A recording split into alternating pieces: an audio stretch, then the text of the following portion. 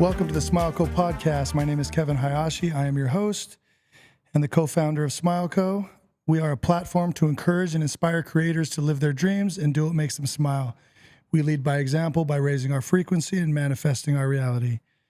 Today, my special guest is Dan Fulkerson.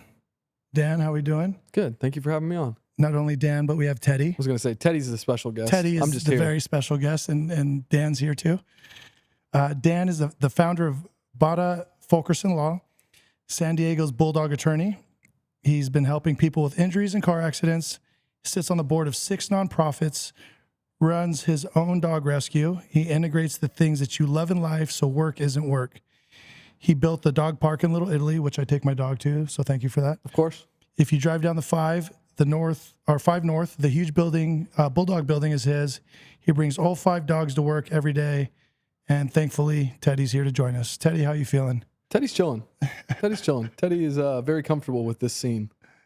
So is Teddy always just cool like that, or does he ever? Everyone thinks he's high. He's not. This is just Ted. This is just how he rolls. Yeah. He's just, when I got him, he wouldn't let me even touch him for about a month. Like, he would just go and hide under a table in a corner. Oh. And he was beat up. Like, no fur on the front of him. A lot skinnier than you see now, in bad shape. And I know what he was. He was a breeder dog. So they just used him to breed him, and they would just put him in the kennel. And if you see, his paws are all grown sideways, and on his back paws, they're all sideways. And the reason why is he lived in a kennel for 5 years. Like, he had no love. That is awful. Just mistreated. And so he got ditched on the streets because after breeders are done breeding them, they ditch them.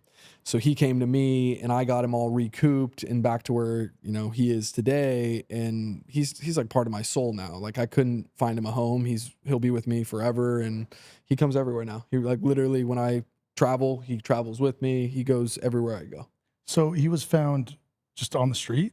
All the rescues that I get are usually Humane Society dogs that are ditched on the streets, or fire department finds them and calls me. And I rescue all English and French bulldogs. So Humane Society, when they get an English or French, they call me. Dan, we got another one. I'll rehab it, get it back to healthy, and then find good homes for them. Found 28 dogs homes last year, 17 this year. And I was lucky enough to keep several of them. So I have 6 of my own that won't go anywhere, that'll be with me permanently. Wow. Yeah. How did that all start? So I got my first bulldog when I was 21 years old.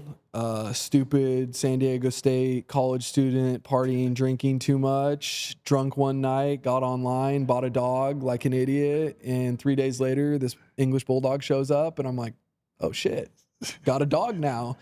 And she was my first. She lived to 18 years old, and she changed my life. Like, I had to grow up. I had to learn how to take care of something, how to come home every night, how to make sure that I put something in front of myself. And I think it really helped get me on track in life and put me in a place where I was able to start realizing what I had in front of me and building from that. And so she's the legacy piece. She's my mascot. She's, if you go to the Little Italy dog park, she's the logo. So, even though she passed and I got her for 18 years, she'll live on for forever because you can't go around town without seeing her. So Stella was the start of it all, and then started volunteering for other animal rescues, other dog rescues. And, just like anything in life, like you see businesses and you're like, oh, I think I could do this different or do this better. And it was the same thing with dog rescues. I'm like, I think I could do this a little differently, and started my own. And now when I'm not lawyering, I'm trying to rescue bulldogs. That's awesome, man. Yeah. Dogs are the best thing in the world. You don't have bad days with dogs, right? Like, I'm a personal injury lawyer. I see a lot of bad stuff. I see a lot of people that have their lives turned completely upside down, and having them there in the office takes a lot of edge off of it for me, but also for clients. Like, I have clients that come in, they're thinking in their head like they're walking into a law firm. And don't get me wrong, like, I've built something that is not a normal law firm, but they walk in and they're like, I don't really want to be here. I'd rather be a million other places. And then the dogs come out to greet them, and it completely changes the whole energy of the situation. And then we can have a really human conversation, and their guards let down, and I can really kind of get to the bottom of what's going on and how it's impacted their life. And I think it's one of the reasons we've been as successful as we have been and get such good results for people is we get a lot deeper with people and really get to figure out the true nature of what these injuries are impacting in their lives. And the dogs help get there. I find it very interesting that dog backwards is God, and dogs give you unconditional love, you know, without even talking. They show by action, you know? True story. Yeah, it's unbelievable. I love my dog Kai. I wish he was here. He was here for the other day. We had a bunch of podcasts. I should have brought him. Dang it. Yeah. I'll be right back. I'm going to go get him. Yeah, right. See you in 20. Give me 5. Tell him the story. Tell me about how you got into law, and was that a plan, or was it, were you drunk one night in an accident? And No, it didn't go as well as the Bulldog thing went. I didn't know what I wanted to do. I had an opportunity to study abroad at Oxford in England, and was there for a semester, did well, got invited back on scholarship for a second semester, had a great experience, and came back and was like, I think I want to go to law school, but wasn't 100% sure. Also thought about getting my MBA and getting my master's in business. I took both the LSAT and the GMAT. Fortunately, did really well on both of them, got scholarship opportunities for both my law school and for my master's in business. I was broke as shit, like didn't have any safety net, was working at Stingery as a valet. Like that's how I was surviving. So decided to do both of them at the same time. Went to law school in the morning, started at 8 a.m., finished around 4:30. Would rush up to San Diego State, would start my master's program, did the evening master's program, and did them both in 2.5 years. So I did both my law degree and my master's in business, and then just kind of rolled with it. And it's funny, like I think life works out the way that it's supposed to work out. I use my master's as much as I use my law degree. Like I'm very, very happy that I decided to do both degrees. Wow. Yeah. Wow. How was Oxford? A trip. Yeah. A trip.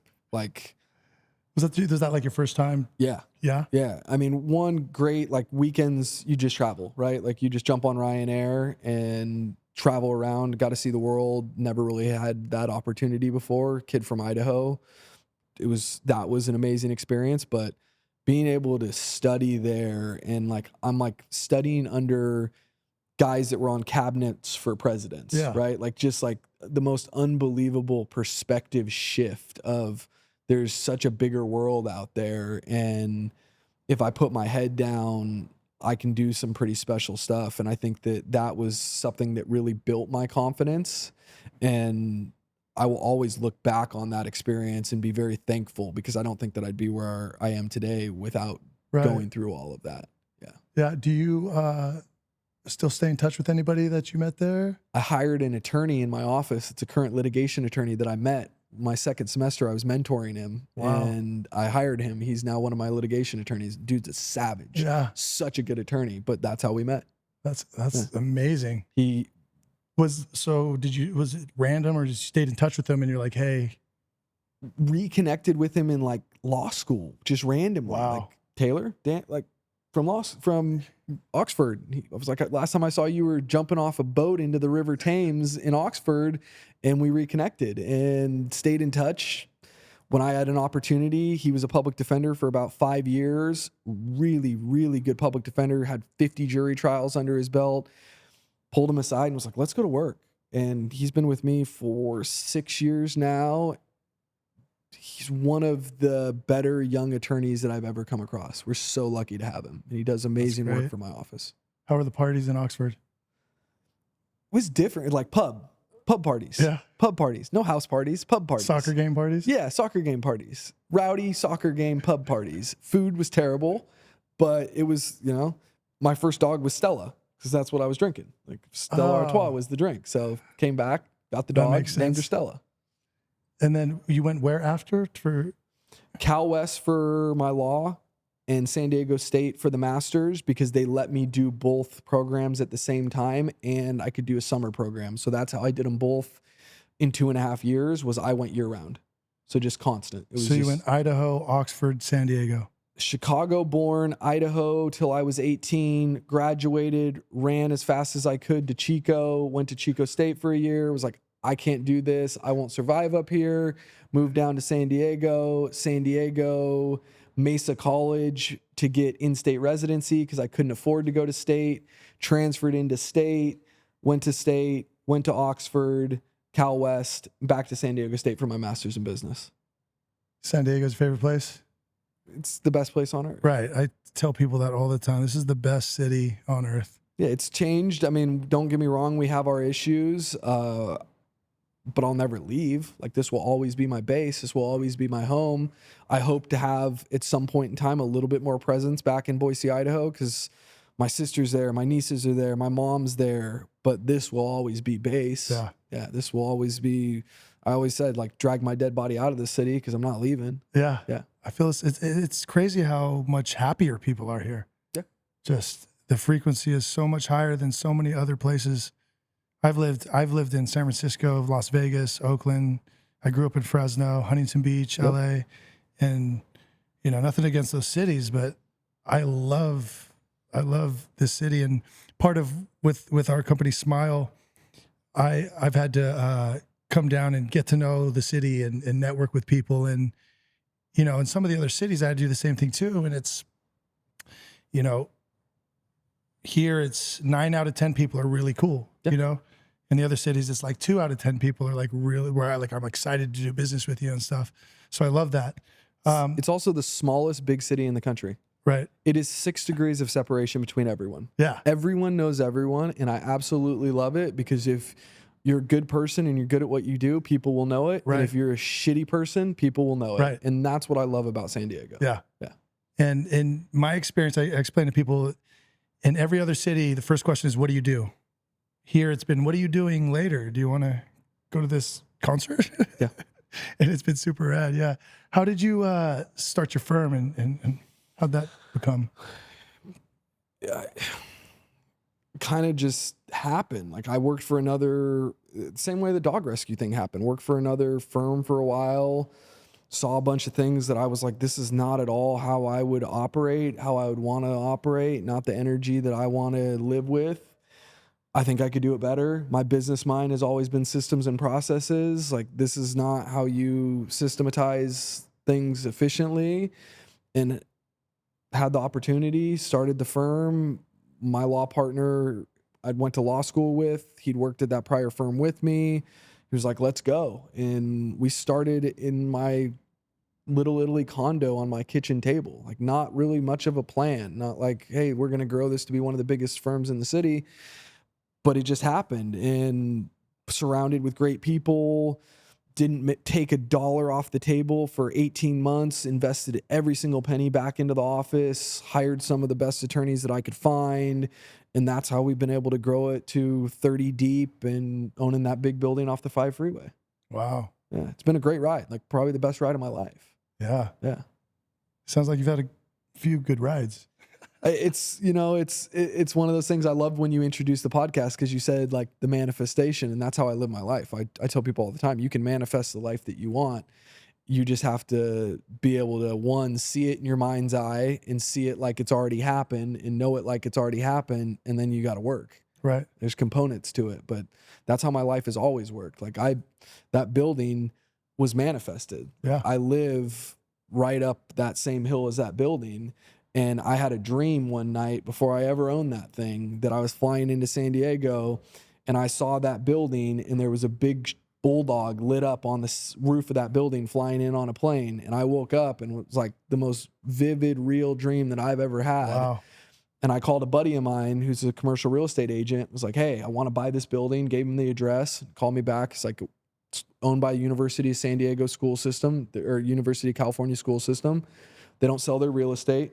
Get over it, move on.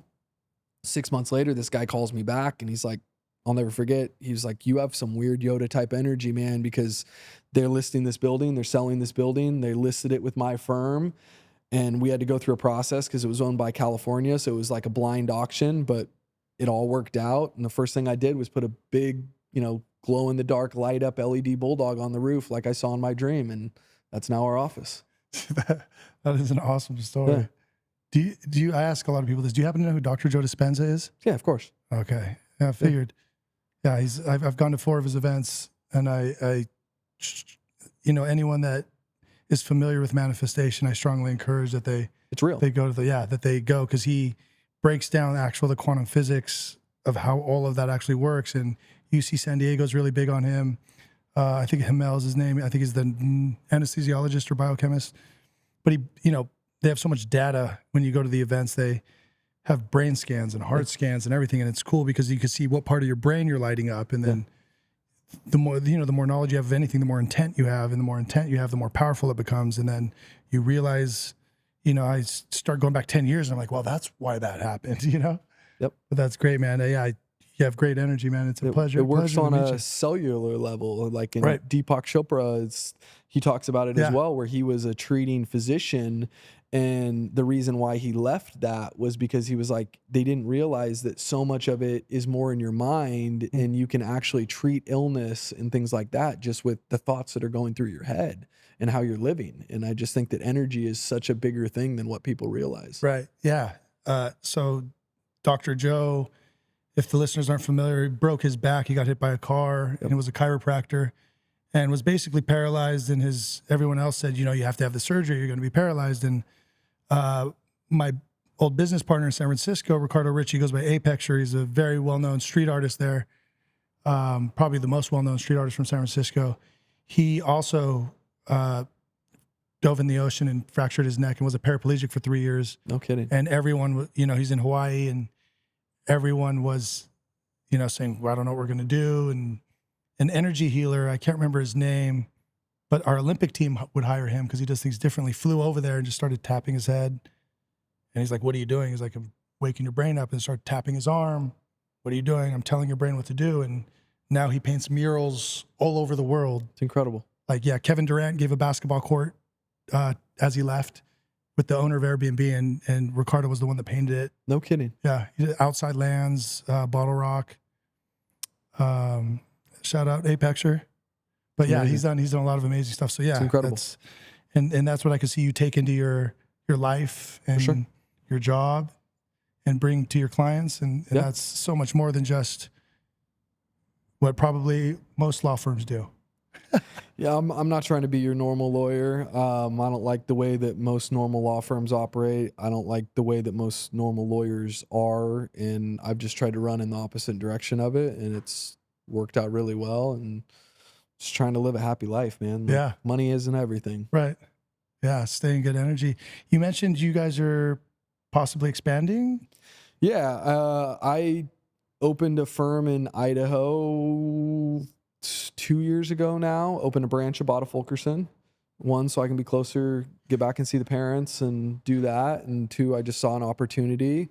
We're probably going to be opening another office up north here in the next year. So looking for another building to buy and, just expanding footprint. But yeah, it's just trying to, I always say, like, I'm very, very blessed and the wave's here. So I'm going to ride the wave as hard as I can while it's here. I don't plan on doing this forever. I have a hard line in the sand of 45 years old. I'm almost 39. So I got 6 years to run really, really hard. And then I'm going to go, enjoy my family, rescue dogs, and live the rest of my life how I want to live the rest of my life, and probably won't be in a law office. I love that. Yeah. I'm excited. When's your birthday? 10/15. I might just creep out of nowhere on that 45th birthday. Be like, yo, what are we doing? I promise you, I'll be ready. Like I tell my law partner, I'm gonna every throw year, a party for you. I count it down. Yeah. Oh, that's good, man. What advice would you give to any of the listeners or anyone chasing their dreams or getting into what you got into, law, or just starting their own business? I mean, I think that there's a lot of life sacrifice if you want to do something special. Like, I missed out on a lot of opportunities when my friends were all out having fun. I was working, and I sacrificed a lot of my 20s and early 30s just grinding and building. And I mean, I think a lot of people, you're gross, Teddy. I think a lot of people are so focused on short-term gratification and not looking at long-term. And don't get me wrong, like, live every day like it's your last, but you also got to live like you're going to live another 50 years. Right. And so you got to kind of have some balance there.